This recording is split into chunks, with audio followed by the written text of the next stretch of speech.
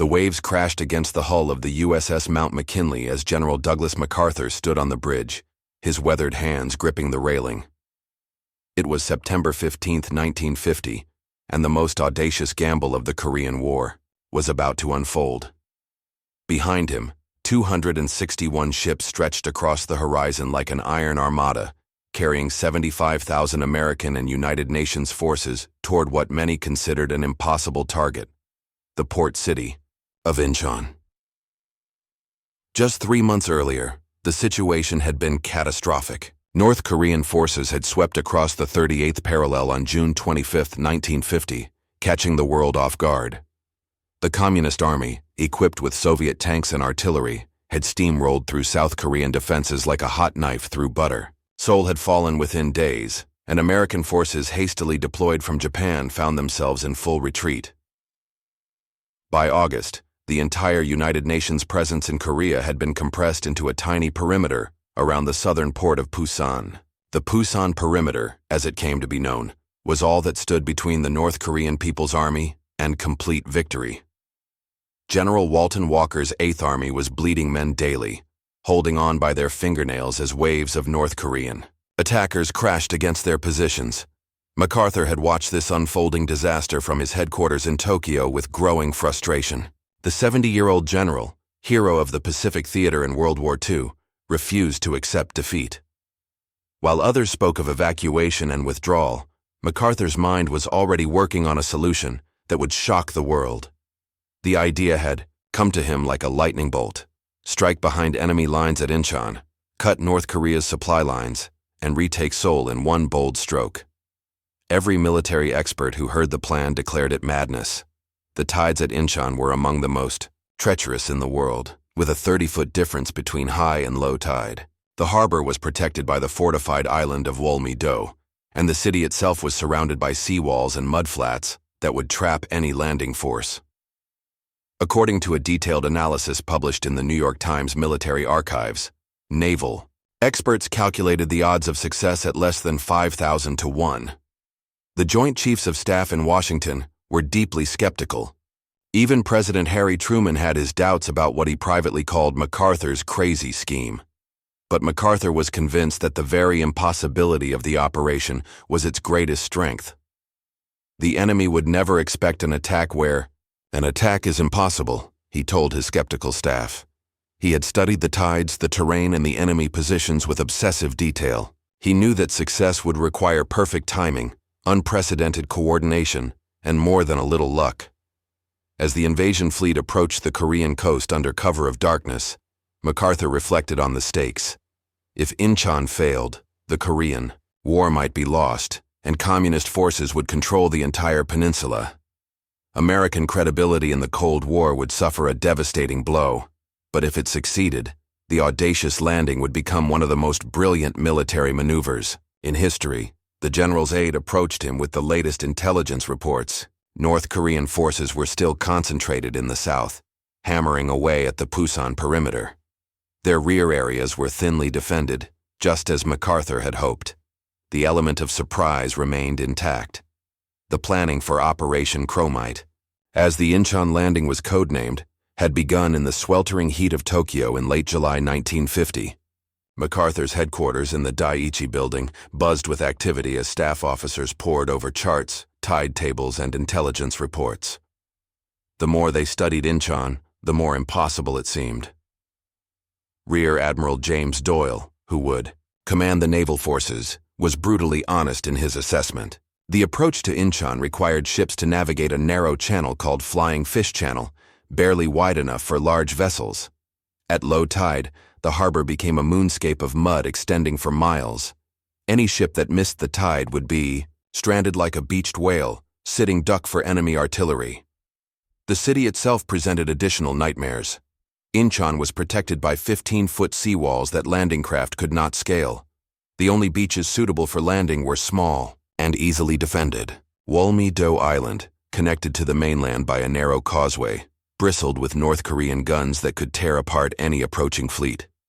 Major General Oliver Smith, commanding the 1st Marine Division, voiced the concerns of many when he studied the plans. His Marines would have to land in two separate phases because of the tides, first on Wolmi-do to silence the guns, then many hours later on the mainland. This violated every principle of amphibious warfare, which demanded concentrated force and momentum. But MacArthur remained unmoved by the objections. During a dramatic briefing in Tokyo on August 23rd, he laid out his vision to a room full of skeptical admirals and generals. "The very arguments you have made as to the impracticabilities involved will tend to ensure for me the element of surprise," he declared, his voice rising with passion. "For the enemy commander will reason that no one would be so brash as to make such an attempt." The general pointed to the map with his characteristic flair. If successful, the landing would place UN forces just 25 miles from Seoul and directly across North Korea's main supply routes.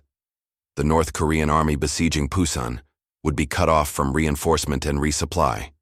They would be forced to retreat or face annihilation. Intelligence gathering for the operation relied on some of the war's most daring missions.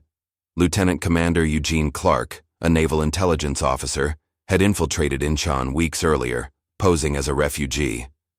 Working with a network of South Korean agents, he mapped the defenses, studied the tides, and even established a lighthouse on Palmy-do Island to guide the invasion fleet. Clark's reports, transmitted by radio from his hiding places around Inchon, revealed that North Korean defenses were indeed light. Most of the communist forces had been stripped away for the offensive against Pusan. The few remaining units were poorly equipped and demoralized, as detailed in military historian David Halberstam's comprehensive account, The Coldest Winter. MacArthur's confidence in the plan grew as intelligence confirmed his assumptions. The North Koreans had fallen into exactly the trap he had anticipated, concentrating their forces in the south while leaving their rear exposed. The final preparations took on a frantic pace as September 15th approached.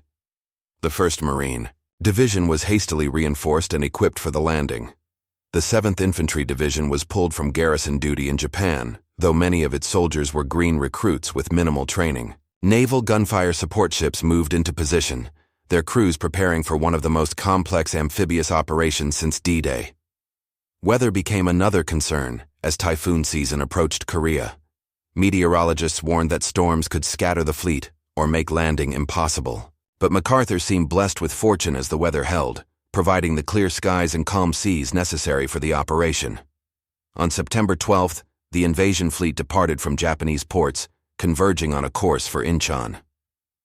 MacArthur joined the armada aboard the Mount McKinley, bringing with him a select group of war correspondents who would witness history in the making. Dawn broke gray and misty over Inchon Harbor on September 15, 1950. The massive invasion fleet had approached under cover of darkness, and now, with the first light of day, the true scope of the operation became visible. 261 vessels of every description filled the horizon. Battleships, cruisers, destroyers, aircraft carriers, transport ships, and landing craft bobbing like corks on the swells. The first phase of the assault would target Wolmi-do Island, the fortress guarding Inchon's harbor. At exactly 6:30 in the morning, the naval bombardment began. The battleships Missouri, Wisconsin, and other heavy ships opened fire with their 16-inch guns, their massive shells screaming across the water to explode against the island's fortifications. Lieutenant Colonel Robert Taplett watched the bombardment from his landing craft, feeling the concussion of the big guns in his chest. He commanded the 3rd Battalion, 5th Marines, the unit tasked with taking Wolmi-do. Around him, his Marines checked their weapons one final time, their faces grim beneath their helmets. They knew they would be alone on that island for hours before the main landing force could join them. The island erupted under the naval gunfire. Geysers of earth and smoke rose hundreds of feet into the air as shell after shell found its mark. North Korean positions that had seemed formidable in the pre-dawn darkness were systematically destroyed. But everyone knew that some defenders would survive the bombardment, waiting in caves and bunkers to emerge when the Marines landed. At 6:45, the first wave of landing craft headed for Green Beach on Wolmi-do's northern shore. The Marines crouched low as enemy machine gun bullets pinged off the sides of their boats. Despite the devastating bombardment, North Korean defenders were already returning fire from hidden positions. The landing craft ground against the rocky shore, their ramps dropping with metallic crashes.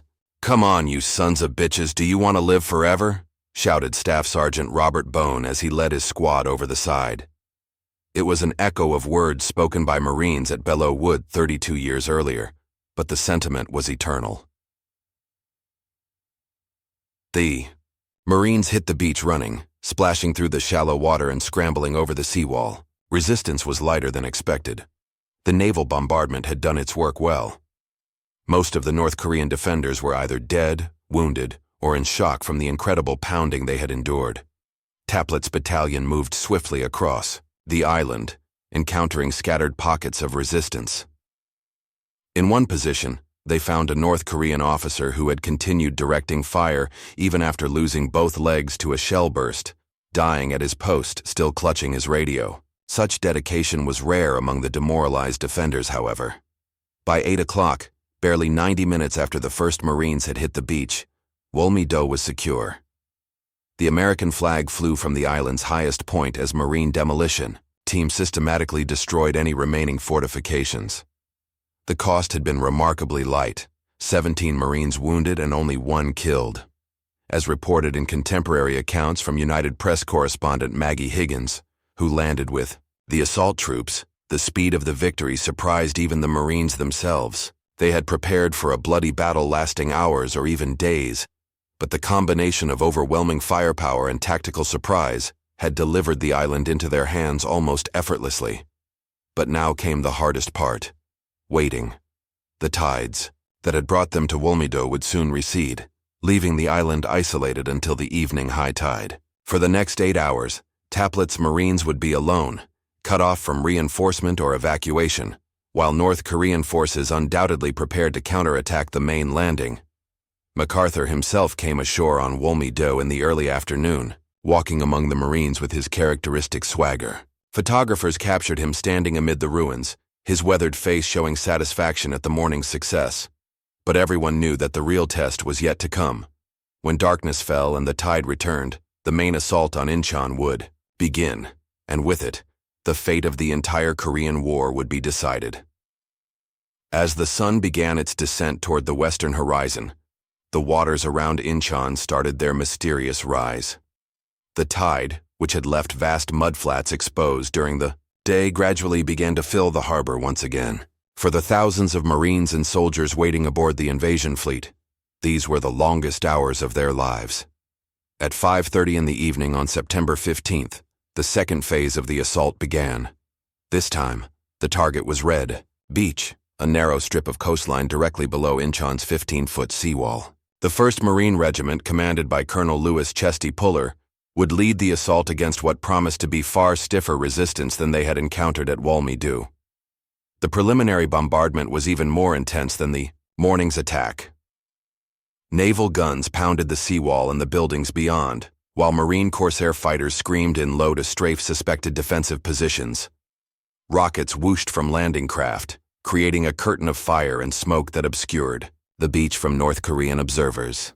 Through this chaos, the first wave of landing craft approached Red Beach.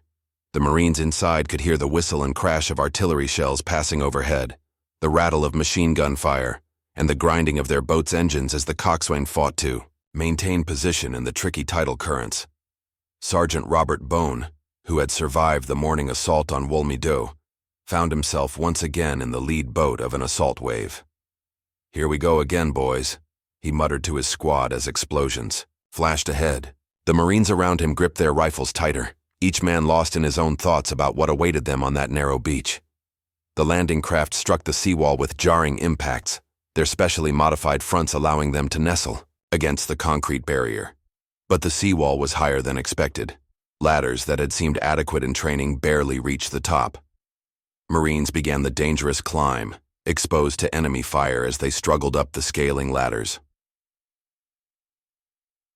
Private, First Class. Fred Davidson was among the first to reach the top of the seawall. What he saw beyond surprised him. Instead of the massive fortifications intelligence had suggested might exist, he found a relatively lightly defended industrial area. Most of the buildings showed signs of the bombardment, and North Korean resistance, while present, was scattered and disorganized. The Marines poured over the seawall and began advancing into the city. Street fighting erupted as small groups of North Korean soldiers attempted to slow the advance from buildings and alleyways. The fighting was vicious but brief. The defenders were outnumbered and outgunned, with no hope of reinforcement. Colonel Puller, the legendary Marine officer who had earned his reputation in the Pacific during World War II, came ashore in the second wave. Standing amid the wreckage of the seawall, he surveyed the scene with the practiced eye of a veteran. "Not bad," he commented to his aide, "but we need to keep moving before they get organized." By 7 o'clock, the Marines had advanced several blocks inland from Red Beach. Casualties were surprisingly light. The naval bombardment and the shock of the landing had stunned the defenders more thoroughly than anyone had dared hope. Reports began filtering back to MacArthur aboard the Mount McKinley that the assault was proceeding ahead of schedule. As documented in contemporary military reports archived by the U.S. Marine Corps Historical Division, the success of the Red Beach assault exceeded all expectations. Intelligence had suggested that North Korean forces in Inchon numbered around 2,500 troops, but many positions were found abandoned or only lightly defended. Meanwhile, at Blue Beach on the other side of the city, the 5th Marine Regiment was experiencing similar success. Their landing, which began shortly after the Red Beach assault, met with even lighter resistance. The pincer movement that MacArthur had envisioned was working perfectly, with Marine forces advancing from 2 directions toward the heart of Inchon. By nightfall, both beachheads were secure and expanding rapidly. Forward elements of the Marines had reached the edge of the city center, while engineers were already at work improving the landing beaches to handle the steady stream of reinforcements and supplies coming ashore with each tide. But MacArthur knew that the real test was yet to come. North Korean commanders would not remain passive in the face of this threat to their rear. Counterattacks were inevitable, and the next few days would determine whether the Inchon landing would become a brilliant victory or a costly disaster trapped against the sea. The morning of September 16th dawned clear and crisp over Inchon, revealing a city transformed by 12 hours of fighting. American flags flew from key buildings as Marines consolidated their hold on the port. The harbor, which had been empty of friendly vessels since the war began, now swarmed with landing craft ferrying supplies and reinforcements ashore. MacArthur's gamble was paying off magnificently. General Oliver Smith, commanding the 1st Marine Division, established his command post in a captured North Korean bunker overlooking the harbor. From this vantage point, he could watch the steady flow of men and material coming ashore while planning the next phase of the operation, the advance on Seoul. The speed of the Inchon victory had surprised even the optimistic MacArthur. By the morning of the 16th, the Marines had secured all their initial objectives and were pushing inland. Resistance remained sporadic and disorganized. Many North Korean units, cut off from communication with their headquarters, simply melted away rather than fight. At Kimpo Airfield, 15 miles southeast of Inchon, the 5th Marines encountered their first serious opposition. The airfield was crucial to the success of the entire operation. Its capture would provide close air support for the advance on Seoul and deny the North Koreans their primary airbase south of the 38th parallel. Lieutenant Colonel Harold Royce led his battalion through the rice paddies approaching Kimpo in the pre-dawn darkness. Intelligence reports suggested the airfield was defended by at least a regiment of North Korean troops, but aerial reconnaissance had been limited due to heavy morning fog. As the Marines approached the perimeter, they were met by scattered rifle fire and machine gun bursts, but the expected massive resistance failed to materialize. Many defensive positions were empty, their occupants having fled during the night. Those North Koreans who remained fought briefly before withdrawing toward Seoul. By 10 o'clock on September 17th, Kimpo Airfield was in American hands. Marine engineers immediately began clearing the runways of obstacles and repairing bomb damage. Within hours, the 1st Marine Corsairs were landing, their presence dramatically improving close air support for the advancing ground forces. The psychological impact of the Inchon landing reverberated far beyond the immediate battlefield. In the Pusan perimeter, 300 miles to the south, 8th Army Commander General Walton Walker received permission to launch his long-awaited breakout. The North Korean forces that had besieged Pusan for months suddenly found themselves threatened from behind by MacArthur's forces advancing from Inchon. North Korean Premier Kim Il-sung faced a strategic nightmare. His armies were trapped between two advancing forces with no possibility of retreat across the 38th parallel. The main supply route from North Korea to the southern front ran directly through Seoul, exactly where MacArthur intended to strike next. On September 18th, elements of the 7th Infantry Division, which had landed at Inchon behind the Marines, captured the Han River Bridge complex south of Seoul. This was a critical objective, as it cut the primary escape route for North Korean forces in the south and provided the Americans with a direct approach to the capital. As documented in dispatches from war correspondent Marguerite Higgins of the New York Herald Tribune, the USO advance toward Seoul took on the character of a pursuit rather than a contested advance. North Korean units were surrendering in increasing numbers, often appearing demoralized and confused by the sudden reversal of their fortunes. The 1st American patrols reached the outskirts of Seoul on September 19th, just 4 days after the Inchon landing. From the hills overlooking the capital, they could see the Han River winding through the city and smoke rising from various districts where scattered fighting continued. MacArthur, never one to miss a dramatic moment, flew to Kimpo Airfield to personally observe the advance on Seoul. Standing on the control tower, he surveyed the scene with evident satisfaction. In less than a week, his impossible operation had transformed the entire strategic situation in Korea. But the general knew that capturing Seoul would be different from the rapid advance across the countryside. The North Koreans would likely make their stand in the city itself, using the urban terrain to maximum advantage. The final phase of Operation Chromite was about to begin, and it would test whether the momentum gained at Inchon could carry through to complete victory. The battle for Seoul began in earnest on September 21, 1950, as United Nations forces approached the South Korean capital from multiple directions. The city, which had been under North Korean occupation for 3 months, presented a formidable challenge. Its 2 million inhabitants were trapped between opposing armies, while North Korean forces prepared to make their final stand in the urban maze of narrow streets and sturdy buildings. General MacArthur had insisted that Seoul must be recaptured by September 25th, exactly 3 months after the North Korean invasion began. This deadline added urgency to the assault, though Marine commanders worried that haste might lead to unnecessary casualties and costly urban fighting. Colonel Louis Chesty Puller's 1st Marine Regiment led the main assault from the northwest, advancing through the industrial suburbs toward the city center. The fighting was unlike anything the Marines had experienced since Inchon. North Korean defenders, many of them elite troops pulled back from the Pusan front, fought with desperate determination from barricaded buildings and prepared positions. Advance through Seoul streets became a building-by-building struggle. Marines would clear one block only to come under fire from the next. Snipers hidden in upper floors picked off unwary soldiers, while machine gun nests commanded key intersections. The North Koreans had transformed many buildings into miniature fortresses, complete with interlocking fields of fire and concealed escape routes. Private First Class Harold Schreier, who had raised the flag on Iwo Jima 5 years earlier, found himself once again in the thick of urban combat. Leading his squad through the rubble-strewn streets, he marveled at how different this fight was from the Pacific Island battles.